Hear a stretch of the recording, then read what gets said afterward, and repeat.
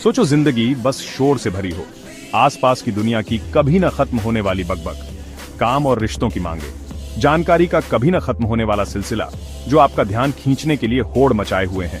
ये बहुत ज्यादा हो सकता है जिससे आप थके हुए और खुद से कटे हुए महसूस करते हैं।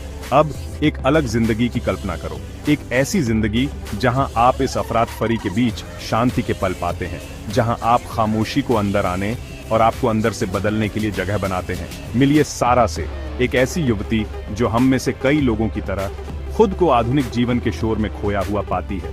तनावग्रस्त, चिंतित और खुद से कटी हुई महसूस करते हुए उसने खामोशी की यात्रा शुरू करने का फैसला किया। 100 दिनों के लिए उसने अनावश्यक बोली और बाहरी विकर्षणों को कम करने के लिए प्रतिबद्ध किया और उसकी बजाय आंतरिक शांति को बढ़ावा देना चुना। जैसे जैसे सारा खामोशी में गहरे उतरती गई, उसे शांति और क्लियरता का एहसास होने लगा जो उसने पहले कभी महसूस नहीं किया था। सारा की कहानी खामोशी की ट्रांसफॉर्मेशनकारी शक्ति का प्रमाण है, एक ऐसी शक्ति जो हम में से प्रत्येक के भीतर छिपी हुई है, जागने का इंतजार कर रही है। 100 दिन की खामोशी की यात्रा शुरू करने का मतलब यह नहीं है कि आप दुनिया में एक गूंगे प्रेक्षक बन जाएं। यह सचेत रूप से यह चुनने के बारे में है कि कब बोलना है और कब खामोशी की शक्ति को अपनाना है। ये चिंतन के लिए, गहराई से सुनने के लिए और अपने आंतरिक ज्ञान से जुड़ने के लिए जगह बनाने के बारे में है। कल्पना कीजिए कि आपके दिन जानबूझकर की गई खामोशी के पलों से भरे हुए हैं। आप अपने दिन की शुरुआत 10 मिनट के शांत चिंतन के साथ कर सकते हैं, अपनी कॉफी की चुस्कियां लेते हुए जैसे ही आप सूर्योदय को निहारते हैं। जब आप काम पर जाते हैं तो सोशल मीडिया पर स्क्रॉल करने के आग्रह का विरोध करें और इसके बजाय बस खुद के साथ और अपने आसपास के माहौल के साथ रहें। अपने पूरे फंक्शन दिवस के दौरान शोर से दूर जाने के अवसर खोजें। अपने लंच ब्रेक के दौरान प्रकृति की सैर के लिए निकलें, सरसराते पत्तों और चहचहाते पक्षियों को ध्यान से देखें। शाम के समय साइलेंटली की जाने वाली किसी गतिविधि के लिए समय निकालें, जैसे पढ़ना, जर्नलिंग करना या ध्यान करना। ये दैनिक अभ्यास हालांकि देखने में छोटे लगते हैं, लेकिन इनका एक संचयी इम्पैक्ट होता है जो धीरे धीरे आपको अंदर से बाहर तक बदल देता है। याद रखें, खामोशी वंचित करने के बारे में नहीं है, ये कुछ अधिक गहरा उभरने के लिए जगह बनाने के बारे में है। पूरे इतिहास में दुनिया के कुछ सबसे तेज दिमाग और आध्यात्मिक नेताओं ने अपनी सफलता और ज्ञान का श्रेय खामोशी की शक्ति को दिया है। वे समझते थे कि सच्चा ज्ञान और क्रिएटिविटी अक्सर दुनिया के कोलाहल से नहीं बल्कि अंदर की शांति से उभरती है। बुद्ध को किसी हलचल भरे शहर के केंद्र में नहीं बल्कि एक पीपल के पेड़ की शांत छाया में ज्ञान प्राप्त हुआ। भारत के नेशन पिता महात्मा गांधी को खामोशी के अपने दैनिक अभ्यास के लिए जाना जाता था, जो उनका मानना था कि उनके आध्यात्मिक विकास और करुणा और क्लियरता के साथ एक राष्ट्र का लीड करने की उनकी क्षमता के लिए आवश्यक था। उन्होंने एक बार कहा था, खामोशी के भाव में आत्मा को एक स्पष्ट प्रकाश में रास्ता मिलता है और जो कुछ भी मायावी और भ्रामक है वह स्वयं को बिल्कुल क्लियरता में विभाजित कर लेता है। एप्पल के पीछे दूरदर्शी स्टीव जॉब्स को उनके मौन रिट्रीट के लिए जाना जाता था, जहां वे अपने काम की मांगों से खुद को अलग कर लेते थे और अपनी रचनात्मक प्रतिभा का इस्तेमाल करते थे। इन इंडिविजुअल्सों ने अपनी विभिन्न पृष्ठभूमि और गोलों के बावजूद अपने जीवन और काम पर खामोशी के गहरे इम्पैक्ट को पहचाना। उनकी कहानियां पावरशाली अनुस्मारक के रूप में काम करती हैं कि महानता का रास्ता अक्सर अंदर की शांति को अपनाने में होता है। खामोशी की ट्रांसफॉर्मेशनकारी शक्ति केवल किस्से कहानियों तक ही सीमित नहीं है, यह विज्ञान में गहराई से जुड़ी हुई है। अध्ययनों से पता चला है कि अपने जीवन में नियमित रूप से खामोशी की अवधि को शामिल करने से आपके मस्तिष्क की संरचना और कार्य पर गहरा इम्पैक्ट पड़ सकता है, जिससे संज्ञानात्मक पोटेंशियलों, भावनात्मक नियमन और समग्र कल्याण में वृद्धि होती है। इटली में पाविया विश्वविद्यालय द्वारा किए गए शोध में पाया गया कि केवल 2 मिनट की खामोशी दिमाग के लिए शांत संगीत सुनने से ज्यादा आरामदेह हो सकती है। खामोशी हमारे दिमाग को फिर से सेट करने और पुनर्स्थापनात्मक शांति की स्थिति में प्रवेश करने देती है, स्ट्रेस के हार्मोन को कम करती है और विश्राम को बढ़ावा देती है। इसके अलावा अध्ययनों से पता चला है कि खामोशी वास्तव में हिप्पोकैम्पस में नए मस्तिष्क कोशिकाओं के विकास को बढ़ावा दे सकती है। मस्तिष्क का वह क्षेत्र जो सीखने, याददाश्त और भावनात्मक नियमन से जुड़ा होता है। इससे पता चलता है कि खामोशी को अपनाने से हमारी संज्ञानात्मक पोटेंशियलों को बढ़ाया जा सकता है, हमारी याददाश्त में सुधार हो सकता है और यहाँ तक कि हमें स्ट्रेस और चिंता को बेहतर ढंग से प्रबंधित करने में भी मदद मिल सकती है।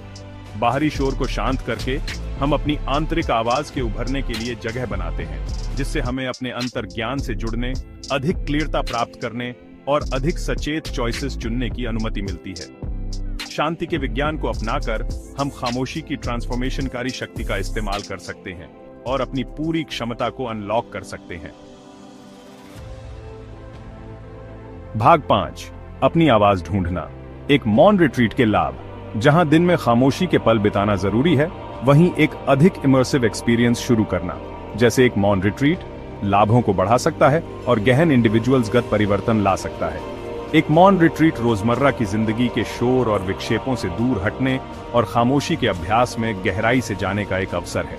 कल्पना कीजिए कि कई दिन एक शांत वातावरण में बिताना, प्रकृति से घिरा हुआ, सीमित बाहरी उत्तेजना के साथ।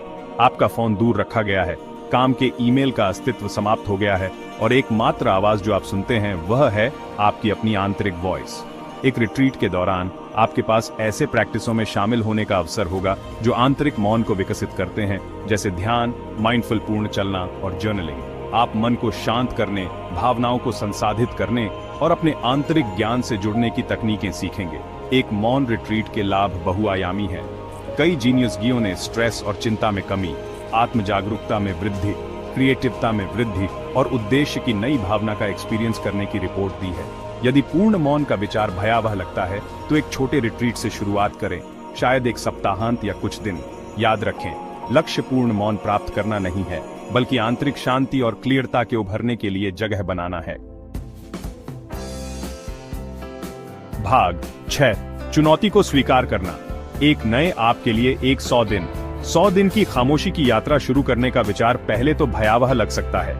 यह सचेत रूप से चुनने के बारे में है कि कब बोलना है और कब खामोशी को अपनाना है। पहला, अपना इरादा निर्धारित करें।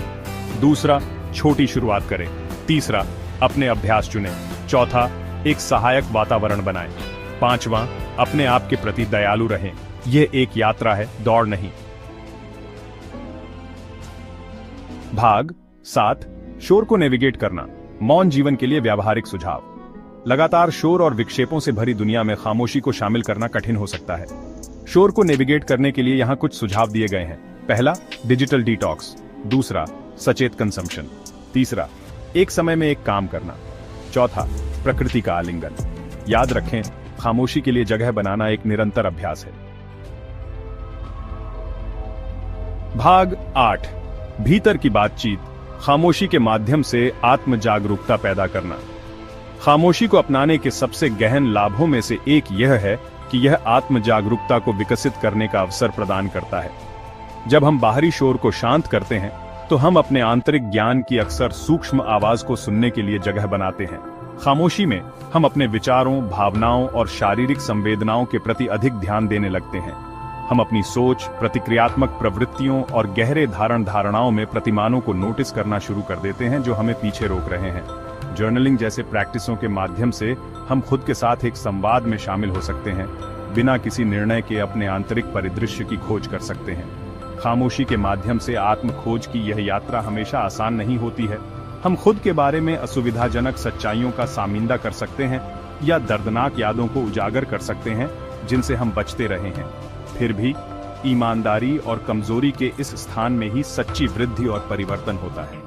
जैसे जैसे हम अधिक आत्म जागरूक होते जाते हैं, हमें अपने मूल्यों, जुनून और उद्देश्य की गहरी समझ प्राप्त होती जाती है।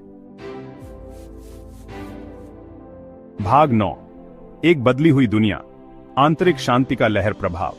खामोशी की ट्रांसफॉर्मेशनकारी शक्ति इंडिविजुअल्सगत कल्याण से कहीं आगे तक फैली हुई है। जैसे जैसे हम आंतरिक शांति और क्लियरता को विकसित करते हैं, हम दुनिया में एक अलग ऊर्जा का संचार करते हैं। हम अधिक धैर्यवान, दयालु और समझदार व्यक्ति बनते हैं जो हमारे रिश्तों, समुदायों और ग्रह को सकारात्मक रूप से प्रभावित करते हैं। एक ऐसी दुनिया की कल्पना करें जहां ज्यादा से ज्यादा लोग खामोशी के अभ्यास को अपनाएं। संघर्षों को अधिक पीसपूर्वक तरीके से सुलझाया जा सकता है, संचार अधिक आसानी से प्रवाहित होगा और हम अधिक क्रिएटिविटी और लचीलापन के साथ चुनौतियों का सामिंदा करेंगे।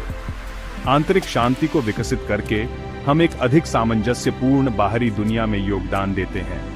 100 दिन की खामोशी की यात्रा केवल इंडिविजुअल्सगत परिवर्तन के बारे में नहीं है, ये एक अधिक पीसपूर्ण और दयालु दुनिया के लिए योगदान देने के बारे में है।